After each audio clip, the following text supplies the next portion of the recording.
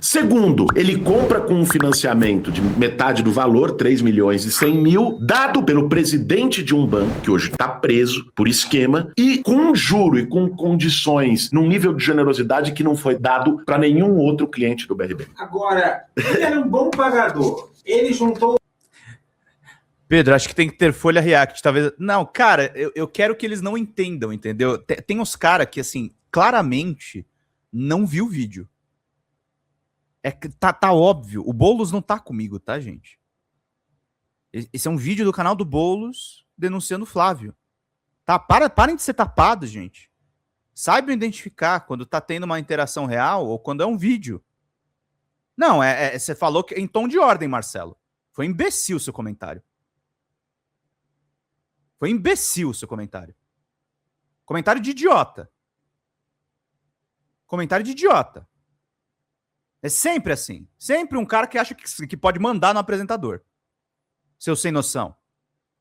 Um bom pé de meia. Pode meter o advogado do diabo aqui, porque essa, nem o Carluxo, se fosse o Bolsonaro, fala, filho, né? Não tem como. Por que só ele recebeu um juro que nenhum outro que financiou no mesmo banco e um financiamento feito pelo presidente do banco que hoje está preso pela Polícia Federal no escândalo do Banco Master? Daniel Vorcaro, do Banco Master, e Paulo Henrique Costa, do BRB, teriam ajustado o pagamento através de imóveis de altíssimo padrão em São Paulo e em Brasília. Ou seja, através de corrupção, Paulo Henrique facilitaria as negociações para a compra de títulos podres, créditos podres do banco de Daniel Vorcaro, o Banco Master. Porque só ele recebeu aquela taxa de juros. Não dá para deixar cair no esquecimento o caso da mansão aqui de Brasília. E aí, acho que esses dois pontos têm que ficar colocados na mesa. Então, veja, dois casos envolvendo imóveis. Um, a compra da mansão esquisita, um juro personalité, só para ele. Outro, os 51 imóveis. Cara, eu vi isso aqui, eu não acreditava, porque eu fui levantar os dados para poder fazer o café com bolo. 17 apartamentos em Copacabana. E eu ouvi, não sei se é verdade, que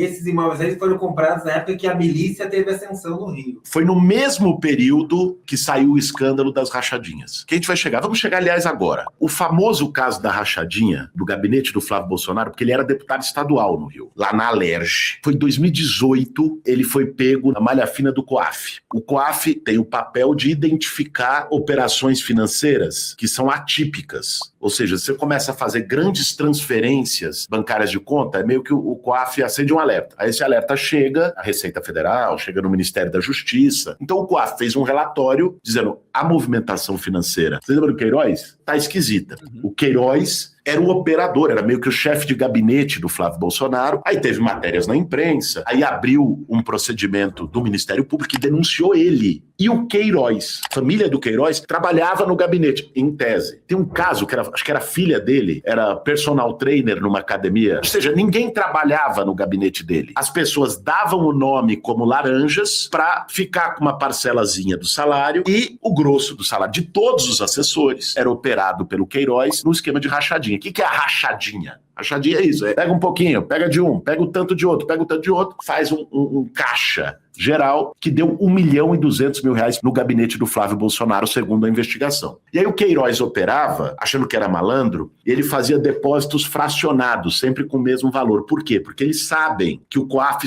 é alertado a partir de um certo valor. Só que eles foram fazendo essas movimentações. Foi daí que surgiu o negócio do cheque, porque a Michele Bolsonaro recebeu vários cheques nesse esquema da rachadinha. 27 depósitos.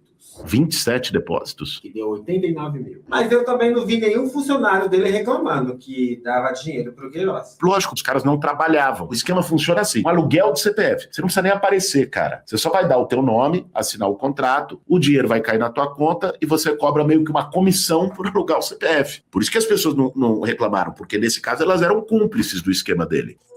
E o André dava muito problema aí, porque o André nunca devolveu o dinheiro certo. Reportagem de Juliana Dalpiva. Tinha que devolver, vocês viram? O André devolvia Vamos 2, pingar, gente. 3. Foi um tempão assim. Até que o Jair pegou e falou, ó, chega, pode tirar ele. porque ele nunca me devolve o dinheiro certo. Era tudo em família. Então veja, aí o Ministério Público denunciou ele. Aí foi a história que eu falei do STJ, das provas. Ele questionou a maneira como foi recolhida as provas e não sei o quê. Aí foi o ministro do STJ e anulou a coleta de provas e devolveu o processo para o Tribunal de Justiça do Rio de Janeiro. E lá está. Só que esse processo foi colocado em conexão com a investigação dos 51 imóveis em dinheiro vivo. E todos eles foram afetados pela coleta de provas ter sido considerada ilícita pelo Superior Tribunal de Justiça. Foi para uma instância. A instância anulou aquela prova X. Aí voltou para a instância inferior. No caso, o Tribunal de Justiça do Rio de Janeiro. Lá está. O processo pode ficar correndo anos a fio. Então veja, você começa a perceber o tamanho da conexão da capivara, da ficha corrida do cara? É tudo meio mal explicado, tem conexão com a outra, é um dinheiro vivo que compra 51 imóveis, é uma rachadinha, é a mansão comprada ali, é tudo no esquema. O Flávio Bolsonaro era o cara que operava o esquema. A investigação aponta que Flávio Bolsonaro era o líder da organização criminosa e que essa organização tinha 4 núcleos com uma clara divisão de tarefas. Tinha quem nomeava os operadores financeiros, as pessoas que aceitavam os cargos em troca de devolver parte dos salários e o núcleo que lavava dinheiro. Eu acho que eles faziam uma divisão de trabalho entre os filhos da família Bolsonaro. O Carluxo operava o gabinete do ódio, a coisa de rede, sempre foi a especialidade dele. O Eduardo, eu acho que eu digo uma coisa, eu acho que o Bolsonaro preparava o Eduardo para ser candidato, não o Flávio. Porque o Eduardo era o cara mais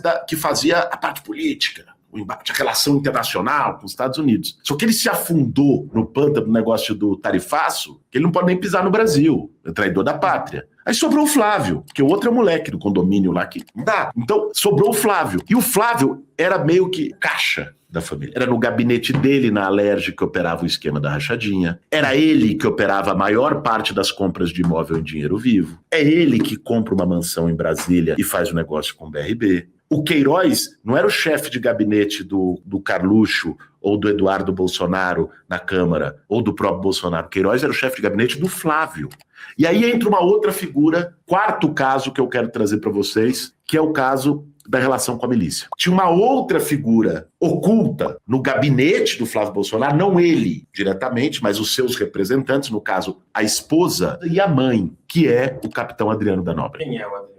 O Adriano da Nóbrega, hoje morto, em algo que muitos dizem que foi uma queima de arquivo, foi morto no esconderijo na Bahia, diziam que ele poderia delatar. Ele era o chefe do escritório do crime de Rio das Pedras. Você lembra da investigação do assassinato da Marielle Franco, que surgiu o escritório do crime? Por que chamava escritório do crime? Porque era o que se chama de pé de pato, era matador de aluguel. Ele cobrava para matar. O negócio dele era esse. Só que não era só ele, era um escritório, um grupo que operava a milícia em Rio das Pedras, que é uma das regiões mais simbólicas da força da milícia no território do Rio de Janeiro, e ao mesmo tempo operava um grupo de matadores de aluguel, que é onde entra os caras que atiraram na Marielle. O homicídio é um crime traumatizante. Afinca no peito uma dor que sangra todo dia. Dias mais, dias menos, mas todos os dias. A pessoa que é assassinada deixa uma falta, uma carência, um vácuo que palavra nenhuma descreve. Sentença que será dada agora, talvez também não responda a pergunta que ecoou pelas ruas da cidade do Rio de Janeiro, do Brasil e do mundo. Quem matou Marielle Anderson? Sentença que será lida agora se dirige aos acusados aqui presentes. E mais, ela se dirige aos vários Rones e vários Élcios que existem na cidade do Rio de Janeiro, livres por aí. E o Adriano da Nóbrega foi capitão da Polícia Militar do Rio de Janeiro. E ele foi homenageado pelo Flávio Bolsonaro na Assembleia Legislativa e recebeu do próprio Jair Bolsonaro na Câmara dos Deputados. A relação dele com a família era umbilical. Mas quem era o responsável por cuidar dessa relação? O Flávio.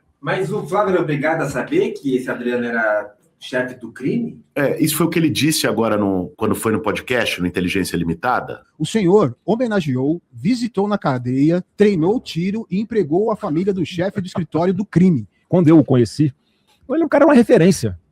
Exímio atirador, né? Depois disso ele buscou um caminho errado. Eu não posso ter responsabilidade de um troço que isso aconteceu faz mais de 20 anos. Mas não é o que o Adriano da Nóbrega fez no futuro. Quando ele homenageou o cara, a medalha Tiradentes que o Flávio deu para o Adriano da Nóbrega, ele foi levar na cadeia. O Adriano da Nóbrega já estava preso por envolvimento com a milícia. Levando na cadeia? Na cadeia. Medalha Tiradentes, que é a maior honraria da Assembleia Legislativa do Rio de Janeiro, ele foi entregar em 2005 na cadeia. Ele vai dizer, eu não sabia. É muita coincidência que ele homenageou 16 policiais militares ligados à milícia no Rio de Janeiro. Se especializou em homenagear miliciano. Bolsonaro chegou a defender, inclusive, vou esquecer isso, né? Bolsonaro chegou a defender legalização das milícias. Disse que era uma coisa positiva. O advogado do Bolsonaro, lembra aquele cara, Vacef? Aquele advogado do Bolsonaro acompanhou a fuga do Adriano da Nóbrega quando ele foi parar nesse esconderijo na Bahia. E tinha rumores à época de que ele poderia delatar sobre a relação dos Bolsonaro, do Flávio, que é quem operava, com a milícia do Rio. Então veja, o Rony Lessa, que está preso pelo assassinato da Marielle, agora confesso, morava no condomínio do Bolsonaro. Coincidência também? Aliás, quando deputado, fiz um discurso na tribuna da Câmara, trazendo os vários fatos que ligavam o Bolsonaro ao escritório do crime. E nós nos perguntamos ainda hoje quem mandou matar Marielle Franco. Se nós pegarmos o que a investigação avançou, nós temos 3 acusados principais. Um deles, Rony Lessa, vizinho de Jair Bolsonaro e que sua filha foi namorada de Jair Renan, filho de Jair Bolsonaro. O segundo acusado, Elcio Queiroz, preso, assim como Rony Lessa, que tem fotos com Jair Bolsonaro e que teve 12 vezes, ao menos, no condomínio Vivendas da Barra, onde mora Jair Bolsonaro. Por isso nós perguntamos novamente, quem mandou matar Marielle Franco? O Bolsonaro me processou. Aí nós tivemos uma audiência judicial, por sorte foi pro Zoom, não fiquei no mesmo ambiente que ele, e perdeu. Processou porque eu o associei à milícia, perdeu o processo. Tá recorrendo, mas perdeu. Ele tá passando mal. Tá passando mal. Essas associações, cara, elas são fatos. Tudo que nós estamos falando aqui, de todos esses temas, basta pesquisar. Aliás, vai aparecer aqui no videozinho, né, as matérias, as coisas, mas basta pesquisar. E agora vamos pro quinto. Não percam as contas, gente, ó. Primeiro, 51 imóveis em dinheiro vivo. Segundo, mansão de Brasília. Terceiro, rachadinha no gabinete de deputado estadual. 4, relação com o escritório do crime com as milícias do Rio de Janeiro. Quinto, o caso Copenhagen. Vocês lembram daquele caso da lavagem de dinheiro em loja de chocolate. Esse caso aqui, Rodrigo, ele é muito curioso, porque em 2015, Flávio Bolsonaro abre uma franquia da Copenhagen num shopping do Rio de Janeiro. Beleza. De repente, essa franquia começa a receber um monte de depósito em dinheiro vivo. Todos em valor pequeno e em valores fixos. Então tinham lá vários de 1.500, vários de 3.000, todos com valores contados. Não tinha lá, sabe, 8.326. Por quê? Tá evidente que a franquia, não é porque ele gostava de chocolate, que ele abriu aquela franquia para ter um CNPJ para lavar o dinheiro vivo. Porque quando você tem uma loja, você faz um depósito em dinheiro vivo nessa loja, você pode justificar, olha, isso foi o dinheiro vivo que entrou no caixa da loja, de coisas que eu vendi, e eu estou depositando. Agora, eram os mesmos valores, sempre em valores fixos, e vários depósitos no mesmo dia de valor igual e de valor inferior a 10 mil reais para não alertar o COAF. Tem um dia, eu até peguei aqui, ó, 28 de novembro de 2016, ele tinha 1 ano a loja. Neste dia, ele fez 7 depósitos de 3 mil reais. Por que ele não depositou 21 mil reais num depósito? Porque não cabia no envelope? Era muita nota? Ou seja, 7 depósitos de 3 mil reais para não alertar o COAF. Num dia só. E isso foi recorrente, o que levou, lógico, a suspeita mais do que óbvia de que esse dinheiro não vinha da loja de chocolate. Todo mundo paga em dinheiro. Alguém chega numa loja de shopping e fica pagando só em nota de 100 reais, 50 conto. Mas ele podia ter uma clientela fixa, que costumava pagar e comprar a mesma coisa todo dia. É o quê? Não, essa daí nem você acredita. Não dá, não. Essa não tem a menor condição. Mas aí vê só, nos 2 primeiros meses de operação da loja, o Flávio Bolsonaro retirou 180 mil. E ele tinha um sócio. O sócio não retirou nada. Tudo isso, cara, vai criando o desenho, você consegue, vai montando de que, olha, ele criou a franquia para poder ter um CNPJ onde ele pudesse botar o dinheiro vivo. Aquilo era só uma forma dele resgatar. A loja era uma loja de fachada. Comércio de lavagem de dinheiro funciona assim. O cara não está preocupado com vender. Ele precisa declarar que vendeu. Tem um fiscal lá que sabe exatamente o quanto ele vendeu? Não. Ele precisa declarar que vendeu 10 mil naquele dia, 3 mil naquele dia, 100 mil naquele dia. Como é que a Receita Federal vai saber se ele vendeu aquilo ou não? Exatamente. Então, por isso que determinados comércios são utilizados como fachada para fazer lavagem de dinheiro. E foi isso, está desenhado, que ele fez na Copenhagen, lá da Barra da Tijuca. E que, novamente, não houve apuração conclusiva. Mas se Não é que ele foi assim, absolvido. como é que pode passar batido? Prefiro não responder essa pergunta.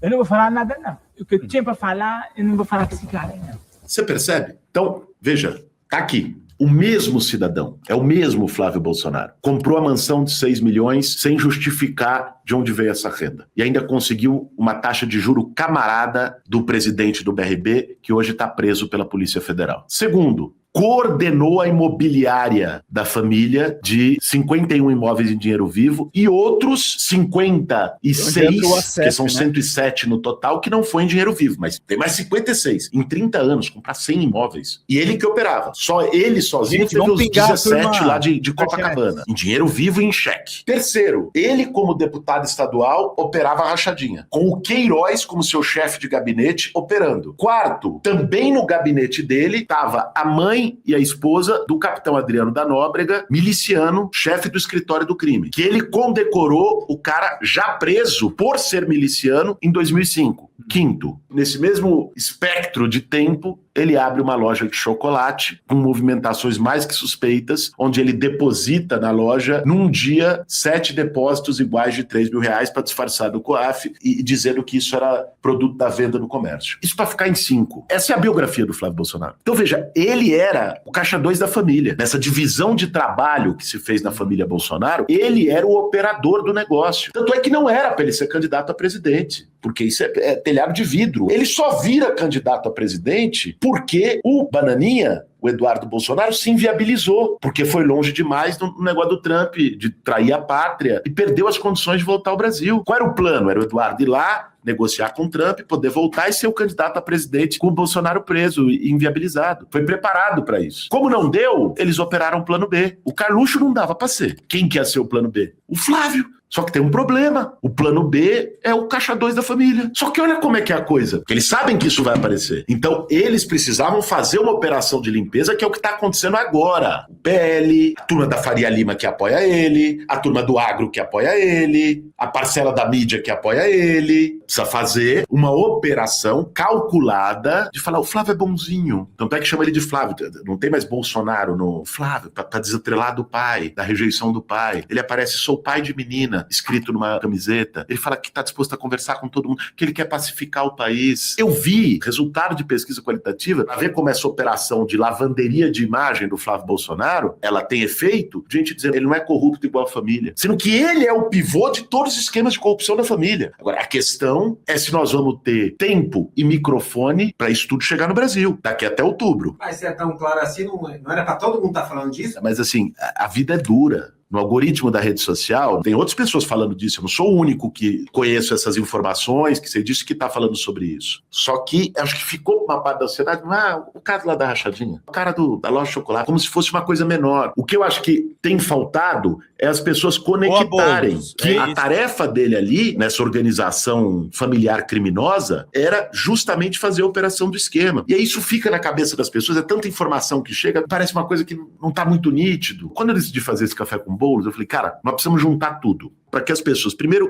quem assista e talvez não tivesse essas informações, possa tê-las, ter acesso a elas. E quem talvez tivesse, possa ter, vamos dizer assim, o compilado, para poder repassar para as pessoas que não têm, para poder compartilhar e passar adiante. Isso precisa chegar nas pessoas. Um cidadão com uma ficha corrida dessa, presidente do Brasil, já parou para pensar o tamanho do absurdo disso? É pior que o pai? Cara, é difícil aí, né? Essa é uma escolha difícil. Essa sim. Do ponto de vista da operação do esquema, é ele. Tanto é que o pai, como presidente, atuou para salvar ele. Tirou o diretor da PF do Rio de Janeiro para salvar ele. Vai trocar. Se não puder trocar, troca o chefe dele. Pode trocar o chefe dele? Troca o ministro. E olha como é que é, como eles são moralistas sem moral. Ele tirou o Moro para salvar ele. E o Moro saiu na época dizendo, não sei o quê. Agora o Moro tá apoiando ele. Olha o nível de moralismo sem moral que tem essa turma. Então, não é só enumerar. É a gente perceber a operação que está em curso nesse momento no Brasil. Que é a lavagem, não de dinheiro, mas de imagem do Flávio Bolsonaro para apresentar um candidato do sistema, do mercado, dos negócios. Então, eles estão desesperadamente organizando uma operação para tornar esse bandidinho palatável, para tornar o cara do Caixa 2, o cara do esquema da família, como o moderado. É isso que precisa ser denunciado nesse momento. Trazer à tona esses casos para que as pessoas possam ter instrumento de falar sobre isso com os outros. É importante a gente se apegar aos fatos. Por isso que nós fizemos esse vídeo e por isso que é muito importante quem assistiu aqui agora até o fim, compartilhar esse vídeo sem parar. Esse foi mais um Café com Bolos.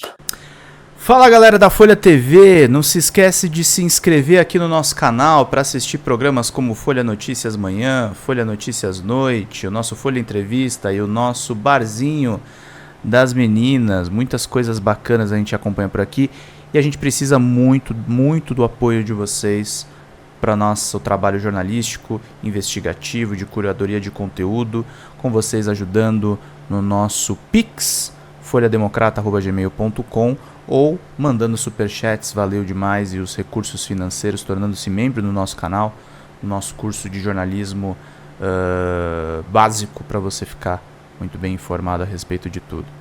Queridos e queridas, muito obrigado pela presença de todos vocês, vida longa e próspera.